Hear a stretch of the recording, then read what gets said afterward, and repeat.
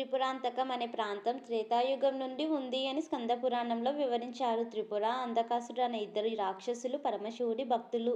వీళ్ళు ముల్లోకాలను వేధిస్తూ ఉంటే ఇంద్రాది దేవతలు వారి బాధల నుండి విముక్తి కలిగించమని శివుడిని వేడుకున్నారు. ఇప్పుడు పరమశివుడు ఈ త్రిపుర అంధకాసురులను నాశనం చేసి ఈ త్రిపురాంతకాన్ని నివాసంగా మార్చుకున్నారు. అందుకే శివుడిని ఇక్కడ త్రిపురాంతకేశ్వరుడు అని, అమ్మవారిని బాల త్రిపుర సుందరి అని పిలుస్తారు.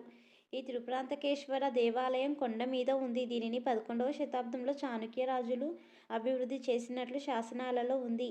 ఈ ఆలయంకి ఉత్తరం వైపు నుండి శ్రీశైలంకి స్వరంగ మార్గం ఉందని చెప్తారు. వీరభద్రుని ఆలయం కూడా ఉంది. అమ్మవారిని బాల త్రిపుర సుందరి ఆలయం ఈ ఆలయం నుండి 2 కిలోమీటర్ల దూరంలో కొండ దిగువన ఉంది. ఈ దేవి ఆలయం చెరువుల మధ్యలో ఉంటుంది. అమ్మవారి గర్భగుడి కొంచెం భూగర్భంలోకి ఉంటుంది. అమ్మవారి విగ్రహం వెనుక భాగంలో బీజాక్షరాలు చెక్కి ఉన్నాయి అని చెప్తూ ఉంటారు.